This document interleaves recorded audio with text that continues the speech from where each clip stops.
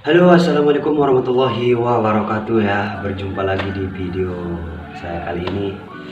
Jadi di video kali ini ya, kemarin kan kita sudah divaksin gitu ya, divaksinisasi. Jadi di video kali ini saya akan mengasih tahu bagaimana fakta secara real rasanya setelah divaksin ya, secara nyata. Jadi Anda biar tidak mendapatkan suatu hoax-hoax atau kabar-kabar yang tidak benar gitu, tidak baik begitu. Yang katanya ada yang setelah divaksin itu pingsan, kejang-kejang, pokoknya banyak deh, apalagi di media sosial gitu. Itu yang membuat masyarakat itu jadi antusias untuk memvaksin, untuk kesehatan badan untuk itu kurang, jadi agak takut gitu. Sama halnya seperti saya, jadi latar belakang sebelum saya vaksin itu saya sebenarnya takut gara-gara hoax-hoax kemarin gitu ya kan. Jadi sebenarnya vaksin ini tergantung daripada ketahanan tubuh kita, kekuatan tubuh kita gitu. Memang ada beberapa orang yang kayak teman saya kemarin, dia setelah vaksin dia merasa pusing, mual, kemudian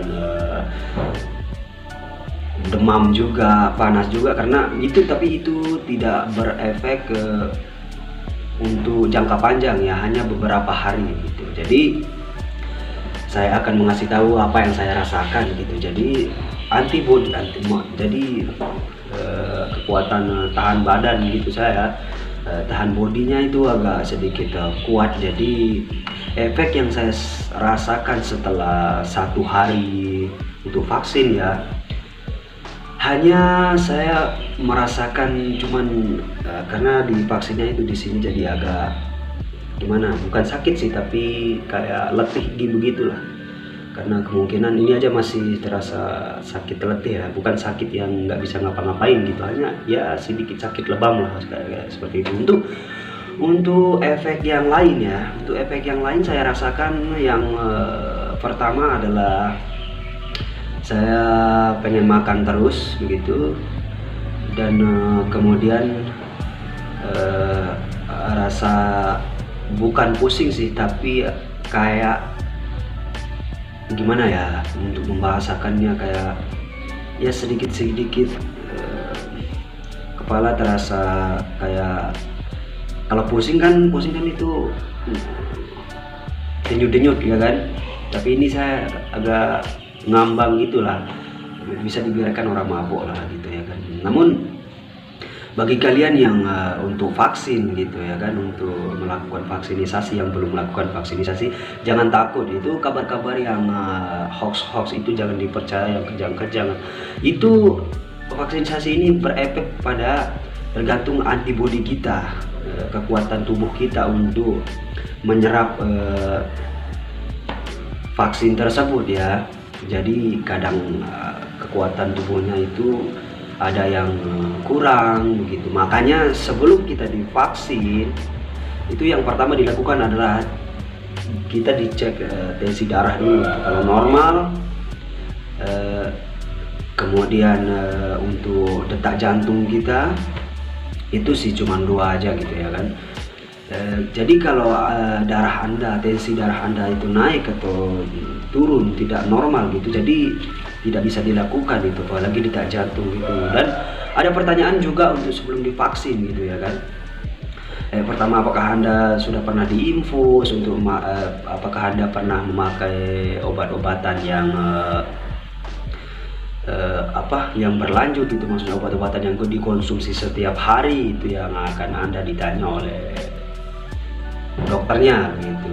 Jadi untuk efeknya sih kesimpulannya adalah hanya terjadi pertama yang saya rasakan mengantuk gitu ya, kalau duduk sedikit pengennya tidur gitu, kemudian pengen makan, lapar gitu, cepat lapar gitu, kemudian ya pusing-pusing sedikit lah, sama ini terasa lebam, sakit-sakit, bukan bisa tidak bisa digerakkan tapi lebam ya, letih lah kayak gitu. Itulah yang saya rasakan secara nyata ya, secara real.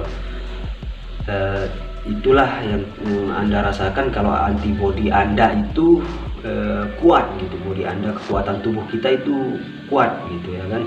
Lain halnya dengan tidak kuat, mungkin Anda bisa merasakan panas, kemudian pusing, mual-mual, tapi itu tidak berkelanjutan, hanya untuk beberapa hari, karena ini kan vaksinasi itu masuk gitu ya kan, untuk menyerap oleh tubuh kita gitu ya kan. Jadi di vaksinasi kemarin, di waktu saya vaksin kemarin, yang saya bingungkan adalah mengapa prosedur vaksin seperti itu gitu. Padahal masyarakat ini kan banyak ya kan, kalian sudah tonton videonya. Kalau bagi kalian yang belum menonton videonya, ada videonya di sini ya, kalian bisa klik gitu ya kan, kalian bisa nonton. Jadi begini, yang seharusnya kalau kita berkaca dari negara tetangga yang dekat-dekat saja lah, seperti Malaysia itu, kalau secara publik gitu, apalagi di kantor desa gitu ya kan, di tetangga, di negara tetangga itu, Malaysia khususnya ya, itu akan disiapkan satu aula yang bisa menampung untuk ratusan orang, dipersiapkan untuk kursinya gitu ya, berjarak-jarak, yang bisa menampung 100 orang, kemudian tempatnya yang ber-AC, dingin gitu, senyaman-nyamannya lah itu untuk masyarakat ya.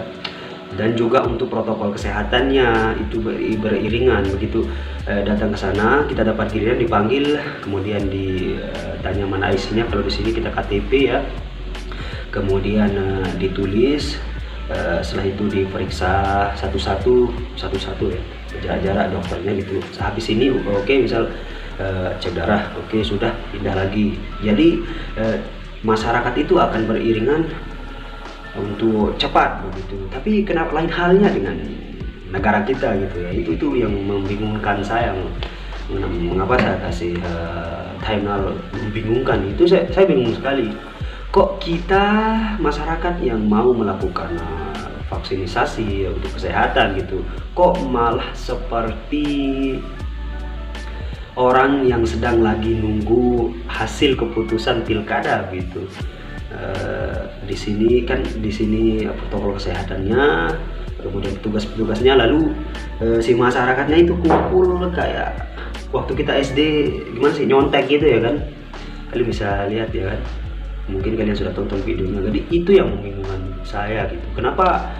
Ya kemungkinan lebih ke poinnya itu kesadaran dari masyarakat kita juga ya, itu yang paling penting. Namun menurut saya sendiri, petugas itu sebenarnya, atau perangkat-perangkat desa dari pemerintahan itu harus menyiapkan yang sebaik mungkin untuk masyarakat, supaya kita itu menjadi masyarakat yang disiplin. Apalagi hal ini kan virus gitu ya kan, dalam aturan pemerintah, khususnya di kesehatan, kedokteran itu kan, kita nggak boleh kumpul nih, nggak boleh berjarak-jarak, nggak boleh tidak berjarak gitu ya kan. Ini malah kok kumpul kayak, pokoknya seperti itulah. Itu ya kekurangan kita untuk ke depan ya, harapan kita bersama begitu ya kan. Mudah-mudahan saja masyarakat kita akan lebih tersadar untuk melakukan hal yang baik begitu. Bagaimana mengantri, bagaimana kesabaran kita gitu. Ini tidak ada kesabaran dari kita, ada yang mau duluan, ada yang mau pergi sana pergi sini. Itulah kekurangan kita sebenarnya. Jadi kesimpulannya adalah untuk para petugasnya ya kan, ketika ada sesuatu publik seperti kemarin ya, ketika ada suatu publik untuk vaksinasi khususnya itu, tolong siapkan yang begitu baik supaya masyarakat itu lebih nyaman. Dan ketika sudah dipersiapkan dengan secara baik begitu fasilitasnya gitu ya kan, masyarakat tentu tidak akan seperti itu gitu, tidak akan seperti itu berkumpul-kumpul. Jadi seperti itu. Jadi seandainya ini penting, sangat penting sekali, karena kalau sudah fasilitasnya, kemudian aturannya sudah diperbaiki, kemudian dijaga ketat oleh para petugas gitu ya kan, tentu masyarakat tidak akan seperti itu gitu, malah malu untuk melakukan hal yang tidak baik gitu ya kan. Jadi kesimpulannya ya di video kali ini adalah mari kita saling memperbaiki kesadaran kita masing-masing untuk lebih maju gitu ya kan. Dan untuk para petugas yang bertugas khususnya di acara-acara seperti itu gitu, tolong kedisiplinan itu diatur dan dijaga ketat, dan fasilitasilah masyarakat dengan baik begitu, persiapkan dengan matang begitu supaya tidak terjadi hal-hal yang saya katakan tadi gitu ya. Kemudian yang kedua kesimpulannya adalah bagi masyarakat yang belum vaksin, jangan takut, jangan mendengarkan hoax yang tidak benar, kabar berita yang tidak valid, tidak benar gitu. Jadi itu hanyalah kabar-kabar yang tidak benar. Jadi faktanya adalah ketika Anda efek dari vaksinisasi untuk beberapa hari itu tergantung dari kekuatan tubuh kita. Kalau tubuh kita kuat, jadi Anda hanya merasakan pusing sedikit, kemudian pengen makan terus, cepat lapar, kemudian pengen istirahat banyak gitu.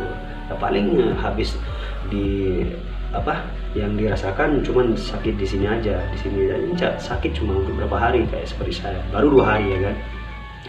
Jadi seperti itulah tanggapan dan juga fakta yang sebenarnya setelah kita vaksin ya. Mudah-mudahan video ini bermanfaat bagi kalian, dan juga apabila kalian semua suka gitu ya kan, mohon di like, dan apabila kalian tidak suka menonton ini, mudah-mudahan disuka gitu ya kan. Tapi nggak apa, di scroll aja. Dan apabila kalian semua ingin mengetahui apa saja video terbaru dari channel saya, khususnya jangan lupa klik ke tulisan warna merah yang ada di bawah, itu subscribe gitu ya kan.